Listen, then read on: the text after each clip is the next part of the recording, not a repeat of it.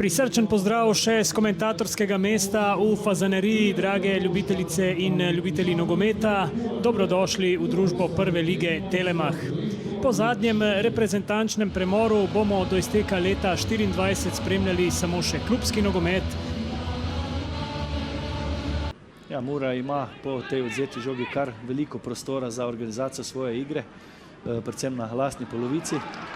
Pucko je zdaj pobegnil Silvi, podaja v sredino, skače tam Antolin, Diogo prihaja do udarca in obramba Vidovška, to je prva priložnost na tekmi.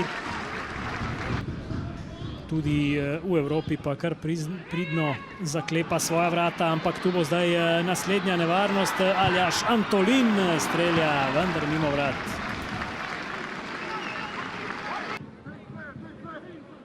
Silva nazaj do Sualeja. Spet Žorž Silva, zadev je Miloša, potem pa Suale. Suale poskuša s predložkom, tam je Ratnik prišel do strela z glavo, Raduha pa do obrambe. Odlična reakcija domačega vratarja, le kot za Olimpijo. Ja, mislim, da je na drugi stativi bil Mohamed Begović, ni se oglasil Vinčić, Agba. Znova Suale, Dofo je krenil v kazenski prostor, Dofo je streljal, vendar brez prek vrat Argentinec. Tako da sam upam, da bo tudi Dino Kojić stopil in pokazal svoje sposobnosti. Floruč pa predtem do Sualeja, Suale strelja, vendar visoko čez gol.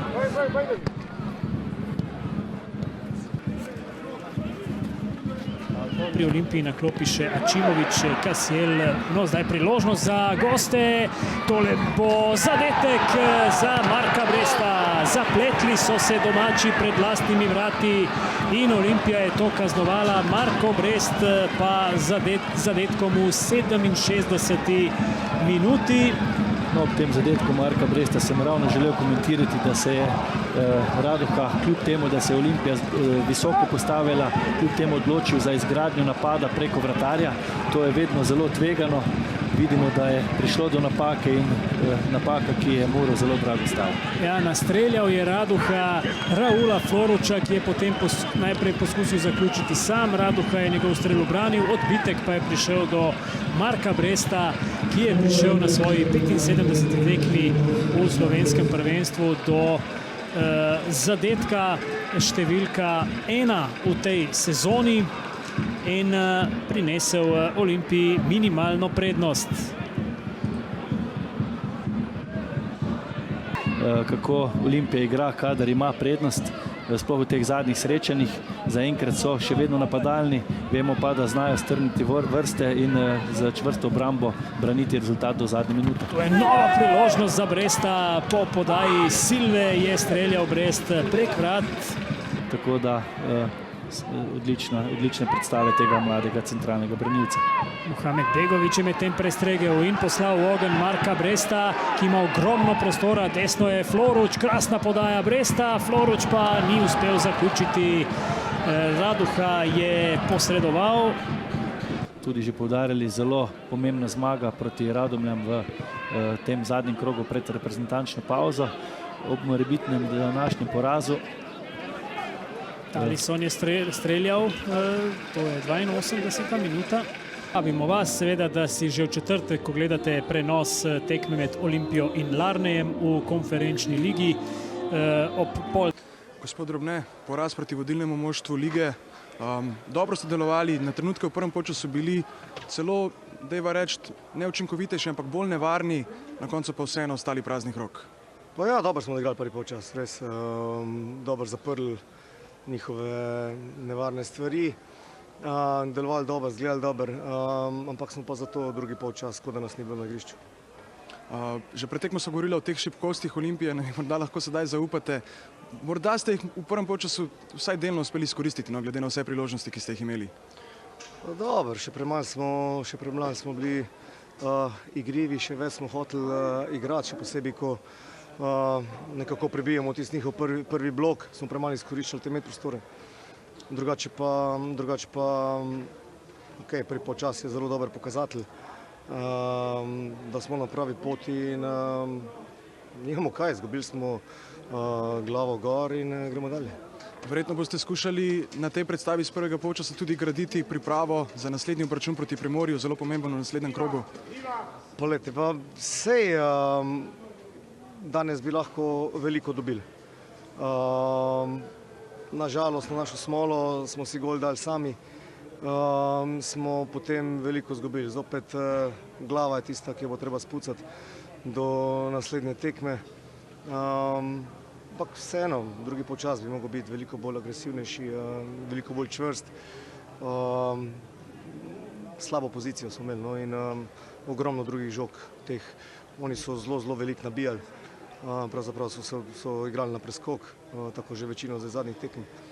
Ampak dobro to delajo, so se prilagodili na ligo, mogoče se celo manj zmatrajo, ker imajo zelo naporen ritem. In pozicija naša ni bila dobra, so dobivali preveč teh žog in so lahko razigravali in nas držali v naših 16. Najlepša hvala in pa srečno. Hvala lepa. Mr. Sanchez, another day, another win for Olympia. What will be your recap of today's game? Well, I think it has been a very tough game as we were expecting. I didn't like the first half. We talked in the half time. Very little things happened in the first half. I think for the both sides was a very even game, but the way we were playing also I didn't like. So we changed a little bit our shape. We talk a little there, and then we play different second half. Second half is the way we want. We were dominant team, playing in opponent's half, creating chances. We scored one, we could score more, and we were very competitive to keep also with security the result. So happy for the reaction of the team after this bad first half. Would you mind telling us what you told the players during halftime in order to make the changes in your game? Nothing. Little changes.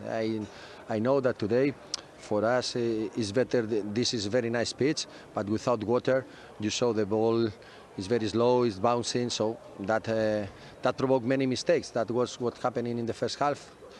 Nothing in the boxes, only set pieces. We did good, we create chances, set pieces, but we need more, and we talk for that, and we adapt better in the second half to these conditions, and that's all. Maybe the biggest downside of today's game was the injury of Alex Blanco. Yes. Do you already have any news on him? No, we don't have news. Let's see, we are positive always. Let's see, it was a very dangerous kick. This is another thing. We received very dangerous challenge from opponents today. The referee gave the yellow cards in the moment, but for that Alex received, no one yellow card was conceded. But anyway, let's see the report from medicals. Also, coach received very strong action, and let's see how he is when he gets called. On the other hand, the positive thing is that Antonio Marin made his first appearance after many months. The last game he played was in February. How happy were you with his performance? Yes, we are very happy first for him, because we know that has been very tough moments for him, and now we can count on another player for the team. That is a quality player that we need, and I'm very happy for this. You will not have much time to prepare for the next game. On Thursday, you're hosting Larne in the Conference League. What do you think about the opponent?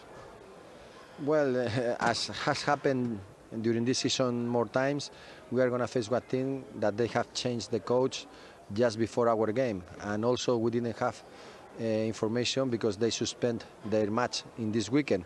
So we will prepare the game the best as possible with the information we can find about individual skills for the players, about tactics. It's going to be something that we will identify in the game, but we will prepare for sure. We have very clear that this chance we have now in our hands, we want to go for it. So if we want to go for it, like we have done today in the second half, this is the way. It doesn't matter the opponent, only matter what we want and to do it. Thank you very much, Mr. Sanchez, and good luck. Thank you. Klemen Pucko, minimalni poraz proti vodilnemu moštvu lige. Verjetno ne morete biti zadovoljni z vašo predstavo danes. Nismo zadovoljni z rezultatom, tako bom rekel. Tekma bi lahko šla v eno ali v drugo stran. V prvem polčasu mislim, da smo imeli bolj izrazite priložnosti kot Olimpija. V drugem polčasu je Olimpija na našo žalost zadela gol in nismo se uspeli vrniti, tako da 3 točke grejo v Ljubljano. Res je, da ste imeli nekaj smole pri prejetemu zadetku, pa vendarle, kaj se vam zdi, da je morda prevesilo tehtnico v smer Olimpije v drugem delu, ko so imeli nekoliko več priložnosti od vas? pa ne vem, kaj bi zdaj natančno prevesilo tehtnico. Oni so zabili, mi nismo z naših priložnosti, tako da ne morem nič povedati. Tekma je bila nekoliko nenavadna, tudi ker so vaši navijači že kmalu po sodnikovem žvižgu zapustili tribuno. Se vam zdi, da ste tudi malce pogrešali njihovo podporo in je to morda vplivalo na vašo predstavo? Pa, seveda smo bolj motivirani, ko imamo navijače za sabo, ko navijajo za nas, nas bodrijo vseh 90 minut, ampak to je njihova odločitev, na to ne moremo vplivati. Lahko samo se borimo in jih tako pridobimo na našo stran. Klemen, najlepša hvala in srečno. Hvala vam. Marko Brest, najprej čestitke za zadetek, zmaga z 1-0 proti Muri. Že na polčasu so se pogovarjali, dejali ste, da je težka tekma, težek nasprotnik. Kaj ste potem naredili, da je šlo nekako vam v prid, oziroma da ste uspeli doseči zmago? Ja, mislim, da smo odigrali dosti boljši drugi polčas in ustvarili smo si nekaj zelo dobrih priložnosti in na koncu mislim, da zasluženo zmagali. Kaj vam je trener dejal na polčasu? Ste nekoliko morda spremenili plan igre? Je bila kakšna posebna sprememba? Ja, malo smo spremenili plan, tudi pozicije. Jaz sem šel malenkost više in sem se bolj odpiral na stran in mislim, da je ta zadeva odlično delovala in da smo tudi zaradi tega zmagali. Že v četrtek vas čaka nova težka preizkušnja v konferenčni ligi proti ekipi Larne. Kako pogledujete naprej? Ja, mislim, moramo se dobro regenerirati in hvala Bogu, da si tekme tako sledijo ena za drugo in upam, da tudi v četrtek sledi nova zmaga. Marko, najlepša hvala in srečno. Hvala.